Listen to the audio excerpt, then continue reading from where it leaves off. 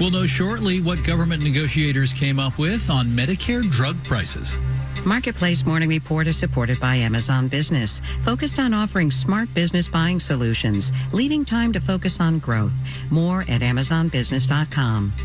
And by The Economist, devoted to providing independent journalism that makes sense of the news shaping the world. More at economist.com or with The Economist app, newsletters, and podcasts. I'm David Brancaccia. We're awaiting the results as early as today. The first government negotiation with pharmaceutical companies on Medicare drug prices. The system was designed to lower the cost of 10 commonly used medicines. This is for people on Medicare and could save taxpayers an estimated $6 billion. Marketplace's Henry Epp has more. Private insurers routinely negotiate with pharmaceutical companies over the cost of prescription drugs, but for years, Medicare wasn't able to do so. That changed under the Inflation Reduction Act, which President Biden signed into law 2 years ago tomorrow. Its first round of negotiations are for drugs that treat blood clots, diabetes, arthritis, cancer, and other common conditions. Medicare spent $46 billion on the medications in 2022, according to the Department of Health and Human Services. The new prices will take effect in 2026, and the program is set to expand in the years ahead. Medicare will be able to negotiate prices for 15 more drugs next year and an additional 20 in later years. The pharmaceutical industry has challenged the law in court, arguing that Medicare's drug negotiation process is unconstitutional, but so far none of the lawsuits have been successful. The IRA also caps annual out-of-pocket spending for Medicare recipients for prescriptions taken at home at $2,000. That part of the law takes effect next year. I'm Henry Epp for Marketplace. Several published reports this week indicate the Department of Justice is considering plans to push for the breakup of Google. This comes after a court ruled last week Google's search business is an illegal monopoly. A breakup could be one of several ways forward, a government strategy that is uncommon but with precedent. Marketplace's Stephanie Hughes has that. One of Google's rivals, DuckDuckGo, is using this moment to speak out about what it wants to see change. Camille Baz is DuckDuckGo's senior vice president for public affairs. He says it's been hard to compete with Google because it's often the default search engine. It has led to the market being pretty much frozen. To thaw that market and make online search more competitive, DuckDuckGo is advocating for a slew of things. That includes asking that Google be prohibited from paying companies to be the default. It says Google also shouldn't be allowed to give preference to its own search engine on Chrome, its browser, or Android, its mobile operating system. Baz says that's where a breakup might be useful.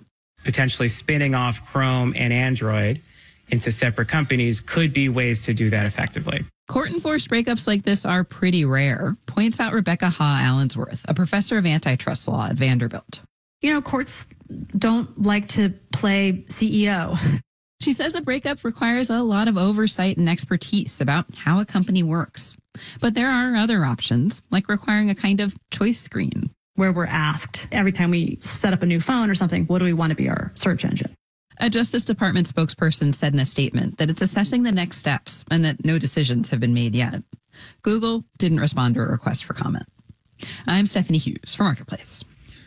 Markets on a hot mid-August morning. NASDAQ futures are up 0.1%. S&P futures are up just slightly. Dow futures are up 0.2%. Marketplace Morning Report is supported by Palo Alto Networks. Palo Alto Networks delivers comprehensive cybersecurity protection while automating cyber defense to stop threats so organizations can thrive. Learn more at paloaltonetworks.com. And by Progressive Insurance. Customers can simplify their insurance needs and protect what's important by bundling home and auto. Learn more about bundling at progressive.com. Let's get more context this morning on how less than a year after one big processed foods company spun off a snack food division, another big candy company is spinning it in. This is Mars of M&M's fame buying Kellanova, which makes Cheez-Its and Pringles, for $36 billion. Kellanova was part of Kellogg's until last fall. Get it? Kellanova? Marketplace's Daniel Ackerman dives into some salt, sugar, and veggie meat substitute. Pop quiz. Who is the largest corporate owner of veterinary clinics in the U.S.? The answer is Mars. Yes, the same Mars that sells you bubblegum and Skittles could be vaccinating your puppy. In the U.S., they have several thousand clinics. Eric Lewandowski is a business advisor with Saks. He says Mars runs clinics including VCA, Blue Pearl, and Banfield Pets. It also owns pet food brands, among them Pedigree, Whiskas, and Royal Canin. Mars even owns a software platform, Pet Exec, to help pet groomers and doggy daycares manage operations. The company claims to serve half the world's pets in some fashion or another. Here's Lewandowski again. Mars wants to be part of every aspect of a pet's life. Okay, this story has strayed pretty far from Skittles. The point is, this kind of company, one with a bunch of seemingly disparate business lines, is called a conglomerate. And economy-wide, conglomerates aren't exactly in vogue these days, says Jared Harford, a finance professor at the University of Washington. The market has definitely been pushing companies toward focus.